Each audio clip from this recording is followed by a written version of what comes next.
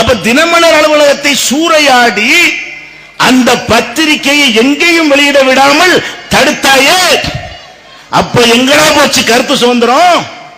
அப்ப அந்த நடிகைகளை எல்லாம் எழுதினானே, விபச்சாரத்தை செய்கிறார் எழுதினானே, அதை எதிர்த்திய உன் மாமா தொழில் செய்யறதுனால எதிர்த்தியா? நீ யாருடைய ரத்தத்தை குடிப்பதற்கு இதை எதிர்த்த?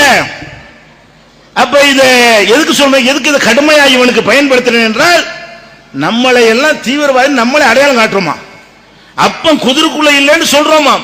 அப்ப இவ்வளவு கடுமையான விமர்சனத்தை வைத்திருக்கிற நீ யார்? விபச்சாரத்தை கண்டித்து ஒருத்தன் எழுதினால் உனக்கு ஏன் கோவம் வருது? நீ விபச்சாரம் செஞ்சனால கோவம் வந்துச்சா? உன் குடும்பத்தார் விபச்சாரம் செஞ்சனால கோவம் வந்துச்சா? அதை விடுங்க. இந்த உண்மையை புவனேஸ்வரி என்பவள் தன் சக தொழிலாளிகளை பற்றி போட்டு கொடுத்துட்டாளா? அந்த உண்மையை சொன்னதற்காக வேண்டி